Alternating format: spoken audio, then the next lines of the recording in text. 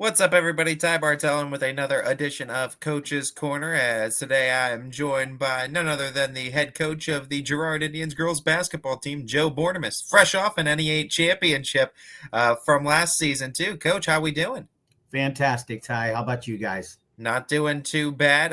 Coach, let's start there. Conference championship in what was a Wild West esque type NE8, right? Give me a recap of last season and give everybody a recap for those that might be not up to the to basketball yet. Well, last year, we had discussed first that we thought that four losses could possibly win that league. We just played really well at the end. We came up with some key wins against some really good teams, and that got us to our final destination. But if nobody's familiar with the NE8, there's only 7 teams in it now, and we're looking for another school right now. But it is a very, very competitive league. Every school from top to bottom is ready to go on Mondays and Thursdays. And we just put ourselves in a good spot last year. The girls, it's a long grinding season, and we put ourselves in a good position at the end, and we gave ourselves the opportunity to clinch the league. Why don't you go through that roster for me this season? Who are going to be some impact players? Who's going to be some leaders on this year's team? Well, as you know, Ty, I came in 3 years ago and I started a lot of freshmen. We lost only, Mackenzie White, another just senior last year. We got the core people back. We got Allie Gassman, a double digit scorer. We got Kaylee Wilkes, double digit scorer.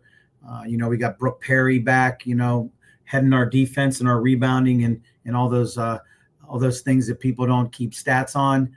Gianna Schubert's back. We got 4 of our girls back that have played a lot of minutes for us. Jess Henson played. She didn't come into the middle of the season last year, but she was fantastic towards the stretch run. She's back for us again. This year's a little different, Ty. We got 10 girls. 10 girls that we work with each other every day against practice. And that is not common in girls basketball nowadays, as you know, with all the droppings of the JVs and stuff like that. But we got 10 girls that they might not do the same things that a Gassman can do or a Wilkes can do or a Perry can do. But I don't have any problem putting them in and at different roles and let them being able to handle themselves. You talk about how competitive this league is. How beneficial do you think that experience of getting through a tough conference last year and coming out on top? How much do you think that benefits the girls coming into this season? Oh, tremendously. We did a lot of different things in the summer this year. We of course, we had our league and we played, but we did a lot of skill stuff with some individuals and tied up some loose ends that I thought people needed work on. Making better decisions with the ball when you're dribbling it. I thought we got ourselves in trouble a lot last year. So I wanted to specifically focus on some things that I know we needed to work on. But they came in hungry again this year. They came in hungry. They're just a very, very competitive group. Does the mindset or shift or does the focus shift, I guess, too? Because now the target's on your back and you guys aren't chasing the conference. Everybody's kind of chasing you, too, knowing that you're defending champs, too. Does the mindset change or does everything kind of operate as normal? No, we feel good about that. We're okay with that. We're no really surprise to this league. We do what we have to do. We prepare against everybody how we want to prepare, how we want to play.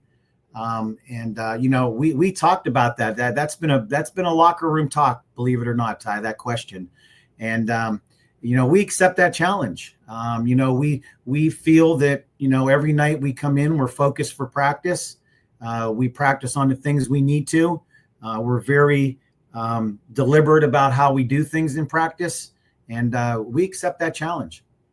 I know we talked a lot about the conference too, but what are some of these non-conference games that pop up on your schedule that you're excited to prepare you not only for conference play, but also for the upcoming for the tournament too once that comes around? Yeah, I mean, we loaded up again this year. We loaded up again this year, Ty.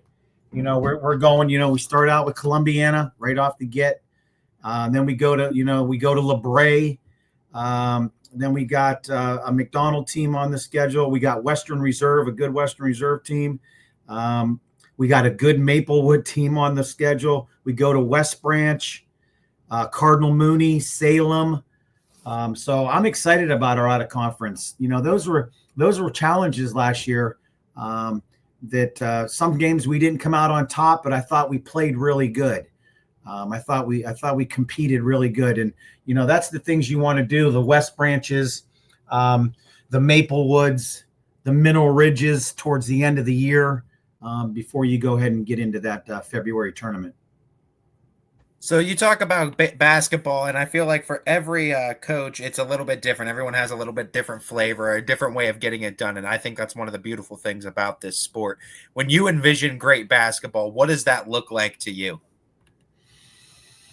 I think just as a collective, just playing as a group, not playing as individual.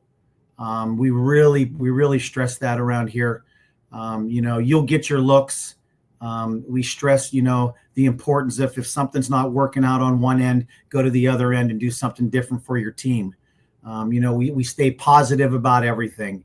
I think that's a very big thing how we built our program around here. It's a very positive program. If things happen, out of school, in school, and kids are down sometimes, but we have our locker room talks every day before practice. And, we make sure we go in as a staff and we're positive, and, we make sure the girls are positive. But I think that key is if you play as a group and get things done together, I think you'll be successful. Talk to me about how you were able to build the belief within this team, because I feel like the culture shift is really impressive, and how you were able to kind of get Girard from a team that was kind of in the middle of the pack towards competing for the top of the NE8 too.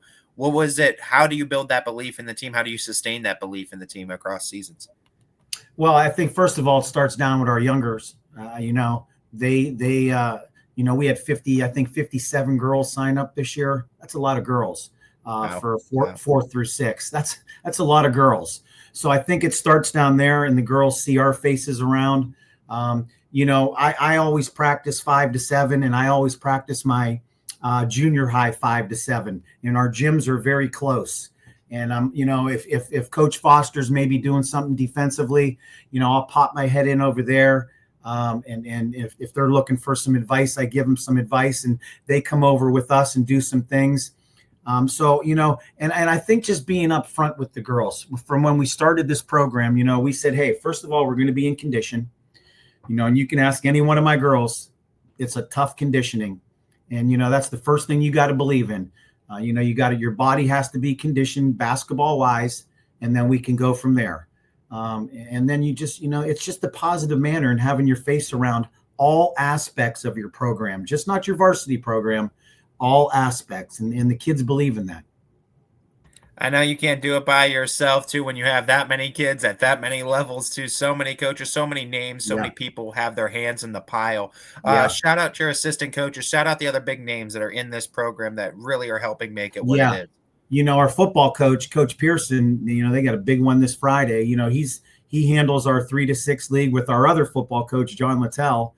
So they're a big part of that. And then I have my same staff, the same staff I've always had. Michaela Butler's my 7th grade coach. Jimmy Kagey's my 8th grade coach. Lindsey Durkin's my JV coach. And of course, the man, Doug Foster, he's my assistant. How important do you think it is to have that continuity and consistency amongst your assistant coaches, and having those same voices that are around you that you can go to? Well, it makes me feel good, Ty, because they believe in me. It makes me think that they believe in what I'm trying to preach. A lot of times, that's how things break up. One coach doesn't like what this, it just rolls downhill. And I'm very communicative with my assistants. They know that, and I just think that they believe and they see the time and the effort that I put in, and they believe in where we're going with things. I think that's a key.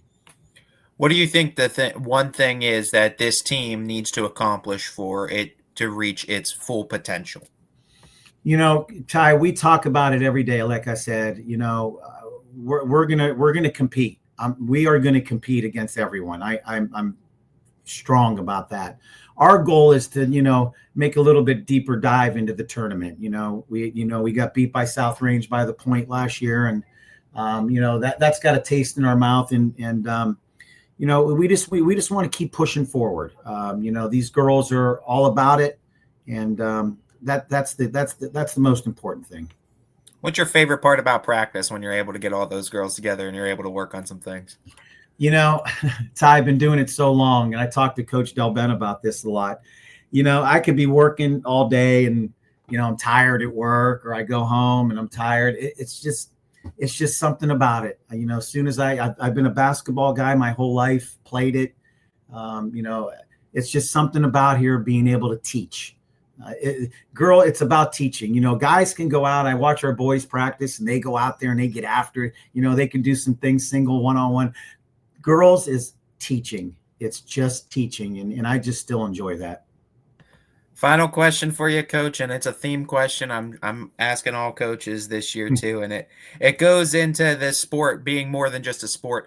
Do you have a moment, a time, a specific memory where you realized that this job was more than just basketball?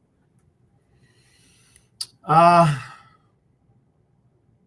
I think just talking with my girls, talking with Nick Cochran about the job before I took it.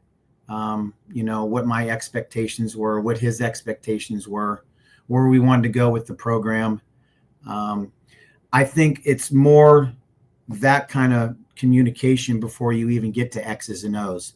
You got to make sure that you have the right people put in place. You're working for the right people, and once that all falls into place, the X's and O's just come easy. Coach, we're wishing you the best of luck this upcoming season. It's going to be a fun and competitive NE8. I know with a lot of teams gunning for you too, but I know with that talent on your team too, they're ready to defend the crown. Best of luck this season on the hardwood, and we'll be seeing you out there real soon. I enjoy everything you guys do. Thank you, Ty.